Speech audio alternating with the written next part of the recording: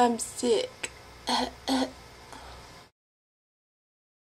So we're talking about inspiration today. And being a highly visual, highly creative person, like I'm one of those types that I'm inspired by everything.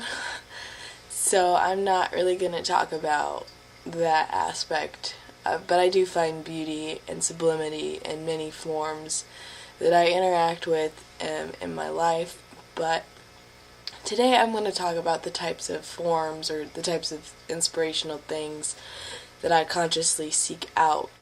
When I am looking for something to inspire me in regards to body image and just kind of dealing with my life issues and stuff like that, I really look for a good story and something that I can empathize with, something that I just understand, and even if it makes me sad for a little while, still have this story or this movie that I can resonate with and keep inside of me and know that someone else, fictional or not, has gone through some of the same things I've gone through, and usually they come out clean on the other side. The first major film that this happened with for me was the movie 13 that starred Evan Rachel Wood, and like I was so excited because I was like, oh, she's 13, I'm 13, oh. And so I really love that movie, and like going back watching it as a 20-year-old adult is just, it's pretty brutal, but I still love that movie. Another book that I read was a memoir called Bloodletting. And that is just a memoir about a woman who has dealt with cutting on and off for a really long time. And it's just a no-holds-barred, just all the details, all the boys she'd been with, all the places she'd lived, all the scars she has. And she finally finds a group of therapy that actually helps her. And the reason I love this book is because she recognizes that self-mutilation is not something that you can just fix.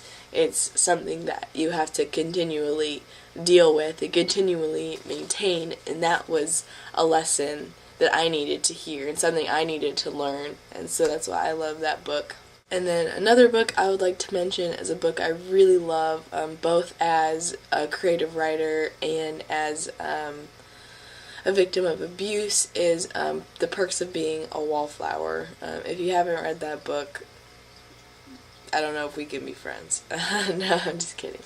But that book is just, it wraps you in, and it's this boy who's kind of socially awkward and just socially inept and doesn't really understand a lot of things, but then at the end of the book there's just this great revelation, and he just kind of finally feels what happened to him and what's happening to him.